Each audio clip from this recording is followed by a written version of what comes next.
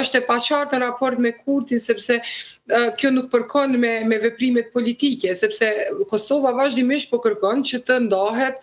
dhe të mos shihet, edhe me shumë të drejtë, mos shihet vetëm përmes lensit të dialogut me Serbinë. Mirë po, e ka planin e rritjes. Dhe ky plan i jep mundësi Kosovës që të angazhohet në aspektin bilateral me BE-n dhe ti implementoj 111 reformat, të cilat Kosova i ka përcaktuar vetë në një plan shumë të mirë, i cili ka qenë edhe i përmendun edhe nga BE-ja si njëri nga planet më të mira të dorëzuara nga vendet e rajonit.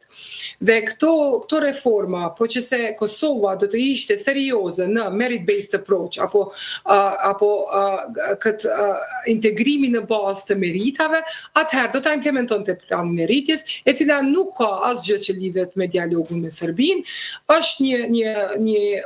agjendë të reformave të cilat Kosova ja ka përcaktuar vetës, aty ka sektor të ndryshëm të cilat as pak nuk lidhen me Serbinë, janë energjia, janë sektori financiar, janë sundimi i ligjit, të gjitha këto të cilat Kosova mund t'i implementoj dhe t'i tregoj BE-s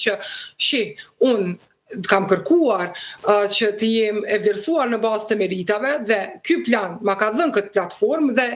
nga këto reforma unë i kam implementuar kaq. Po Kosova i ka implementuar 0.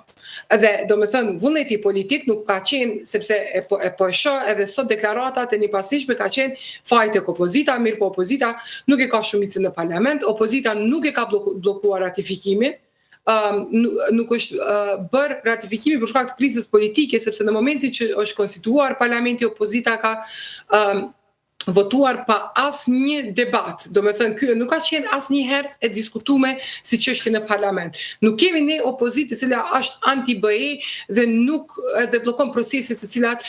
do ta avanconin procesin e integrimit. Në anën tjetër, kur ky proces po bëhet pezull për shkak të zgjedhjeve të njëpasnishme të cilat i kemi për aty 2 apo 3 ulësi të cilat mund të ndryshojnë në parlament,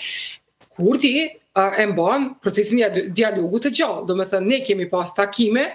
në Bruksel, janë të nivelit teknik, mirë po në raport me Serbinë nuk ka asnjë nivel teknik. Do me thënë, secili proces dhe secili takim është politik. Dhe këtu kemi, do me thënë, takime dhe po mbahet procesi i gjallë, procesi për cilin ne po ankohemi që BE-ja po na sheh veç përmes tij. Po marrë një proces gjallë pa transparencë, po marrë një proces gjallë pa transparencë jo vetëm në raport me Kosovën, sepse për Serbinë nuk flas, por edhe në raport me vendet anëtare nga Brukseli, dhe ne nuk dimë se çka po diskutohet aty nga një qeveri e cila është megjithatë kujdestare. Qeveria është në detyrë, nuk është qeveri legjitime. Vetëse pyetja legjitime është që a ka mundësi Kosova që të dalë në mënyrë unilaterale të një anshme të thotë që ne nuk mund të vazhdojmë procesin e dialogut dhe a do shihej edhe më shumë blokuese në procesin e dialogut, me qenë se a i facilitohet nga BE-ja, por që edhe i fton të dyja palët që t'jenë pjesës të tërezës Brukselit. Pra, a mund ta ketë, se ndoshta edhe me drejt po e shtroni në këtë formë, zonja Emini, që derisa këndej flet që nuk takohemi me Vučićin, procesi dialogut vazhdon, takimet vazhdojnë në Bruksel, po çfarë çështje mund të ketë Kosova në këtë pozicion edhe ashtu dobe që e ka tani? A mund të marrë? Mund t'jetë qasja, do me thënë, qasje shumë pozitive dhe qasje jo destruktive. Kosova mund të vazhdoj takimet në Bruksel, ato takime mund të vazhdojnë, dinamika atyre varet normalisht nga proceset politike në Bruksel edhe në Kosovë, normalisht procesit të jetë më ndryshe, se së paku vetëvendosi ka qenë ajo cila ka premtuar që do ketë një proces pak më ndryshe dhe ka qenë kritike ka në fuqi dhe në pozitën të cilën është duke kritikuar atë dinamikën dhe strukturën e atij dialogu, mirë po në anën tjetër ta vënë hije një proces të tillë me implementimin e reformave të cilat për veti ka përcaktuar. Do me thënë nuk është njëra apo tjetra, mund të jenë edhe të dyja, po për momentin ne në Kosovë në mënyrë vullnetare, sepse BE-ja erdhi të na thotë që nëse nuk keni qeveri, keni me i humbë jo vetëm reformat, por edhe fondet, edhe investimin politik të cilin po e bën BE-ja. Do me thënë, po vjen me një mesazh që ngutuni. Puna në raport me implementimin e agjendës e reformave mund të ishte më dinamike dhe ta qetë Kosovën dhe ta vënë hije dialogun si proces, po të tregoj me të vërtetë çka kërkuar Kosova deri tani. Dhe çka ka kërkuar Kosova ka qenë që të jetë proces meritor, që Kosova të vlerësohet veç në bazë të performancës në implementimin e reformave dhe Kosova të shihet vetëm si bilateralisht nga BE-ja, sidomos në raport me reformat, si një partnere e barabartë me ato të rajonit. E njëjta ka thënë që edhe ka lëvizje pozitive në raport me vendet jo njohse. Do me thënë nuk punohet në background, është e pamundun që nëse të punohet vetëm apo ta mbajnë në shpatulla Kosovën, kur Kosova nuk e mban as vetëm në shpatulla. Në raporti, do me thënë, e kemi diskutuar edhe më herët. Nëse nuk punon, jo veç në aspektin multilateral në Bruxelles, mirë po edhe me gjitha vendet antare, atëherë nuk mund të pritet që vendet antare të vinë dhe ta lusin Kosovën apo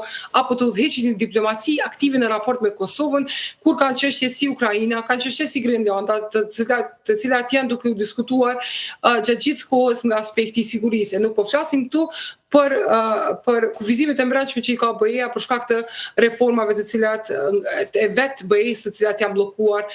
me dekada të tëra. Çka është më rëndësi këtu është që Kosova të angazhohet me gjitha vendet anëtare, të mos fshihet pas një arsyetimi politik që jemi të bllokuar, sepse në marrëveshjen për stabilizim asocim, domethënë MSA Kosova e ka nënshkruar me fusnot. Nuk i dihet se çfarë dinamika do të ketë në të ardhmen në BE. Mund të jetë edhe statusi i vendit kandidat, duke përdorur fusnotën dhe duke u angazhuar me ato vende krah martakosit për t'i hapur rrugë këtij procesi, po nuk mundesh me i hap rrugë veç tu anku edhe tu mos e përmbush një detyrë të vetme të cilën e ke, e cili është plani rritjes dhe reformat. E pastaj është angazhimi bilateral. Ne po flasim për masat ndëshkuese për Kosovën, të cilat janë hequr plotësisht në fillim të vitit. Por prej fillimit të vitit, kur Kosova nuk ka qenë sankcionuar për të pasur takime të nivelit të lartë me BE-n apo edhe me vendet anëtare, Kosova nuk ka pas institucione legjitime për ta bërë një gjë të tillë. Do me thëmë, për momentin, Martakos vjen në Kosovë edhe ka një ushtrues detyre presidenti, ushtrues detyre kryeministri, edhe ushtrues detyre të shefit të BE-s, të zyres BE-s në Kosovë. Do me thëmë, për herë të parë, po vjen me taku komplet një shtet që është me ushtrues detyre, edhe nga ana BE-s, edhe nga ana Kosovës. Kështu që nuk mundesh me prit, me ufshe mas një normalisht ankese legjitime të cilën e ka Kosova për pengesa politike, por ka të gjitha vendet të cilat janë në proces të integrimit e kanë një pengesë politike. Maqedonia Veriut e ka Bullgarinë, e ka çështjen e hapur me Bullgarinë, por kjo nuk është veç arsyetim, po nalemi edhe po presim, nuk po implementojmë asgjë. Shqipëria mundet me pas potencialisht me Greqinë. Malezi ka probleme potencialisht me Serbinë. Serbia ka më blloku gjithsesi nga Kroacia, domethënë nëse ndalemi dhe shohim problemet politike dhe blokadat nga vendet anëtare që vinë në proces, sidomos me metodologjinë e re, atëherë, do me thënë, duhet me ullë dhe me u tërheq komplet nga procesi. Mesazhet janë qarta, nëse nuk ka institucione, nëse nuk ka interlokutor, nëse nuk ka komunikim bilateral legjitim me institucione të cilat jo veç premtojnë, por edhe realizojnë dhe implementojnë në reformat, atëherë kjo vizit për te simbolikës nuk qënë asë një peshë tjetër politike. Mirë, por nga kjo që po shoh se edhe ushtruesja e presidentes zonja Elborina Agjiu tha do të kemi një proces të drejtë edhe të zgjerimit, pra nuk është që po pin ujë në argumentimin tuaj vetëm pjesa ankesa. Pra ju po thoni po, mbase disa nga gjërat edhe qëndrojnë, por procesi integrues sidomos i reformave nuk po bëhet nga detyrat e shtëpisë, nuk po bëhen realisht nga vetë institucionet e vendit, apo jo? Edhe nuk është veç reformat, është bashkëpunimi politik në nivel bilateral me BE-n, angazhimi me Brukselin. Martakos është shumë e hapur, do me thonë nuk kam pa takime me lider rajonal, është e hapur ndaj shoqërisë civile, ka qenë shumë dëshkuese ndaj regjimit të Vučić, gjithmonë organizon takime në Bruksel, në të cilën përfshihen edhe pjesëtar të Kosovës, do me thonë qytetar të Kosovës që punojnë në institucione të ndryshme apo në think tanks në Bruksel, do me thënë, unë nuk po them që Kosova nuk ka vend për ankesë, sepse ne i dim që ato 5 vende jo njëse janë shumë problematike. Mirë po i dim që BE-ja megjithatë në të kaluarën ka bërë lëshime për Kosovën, sidomos vendet jo njëse të cilat e kanë pranuar Kosovën me fusnot për të nënshkruar një marrëveshje formale. Në anën tjetër, përveç reformave dhe përveç angazhimit dhe dedikimit të Kosovës për implementim të reformave dhe për antarësim në BE, janë edhe fondet e Ralin. Domethënë, po flasim për fondet të cilat Kosova i merr nga BE-ja në formë të granteve dhe në formë të kredive me interes shumë të ulët. Në kohën kur nuk kemi investime shumë të mëdha, në kohën kur kemi tërheqje nga fondet e zhvillimit nga SBA-ja, këto fonde janë të domosdoshme për zhvillim. Flasim këtu për sektorin e energjisë, i cili është me urgjencë për të investuar dhe në Kosovë. Kështu që përtej këtij angazhimi politik janë edhe fondet, domethënë është një mundësi e cila është hap për Kosovën dhe në vend se ta shfrytëzojmë, po ulemi dhe po ankohemi për një proces i cili megjithatë është i padrejtë në raport me Kosovën, mirë po nuk është nuk po na jep një mundësi.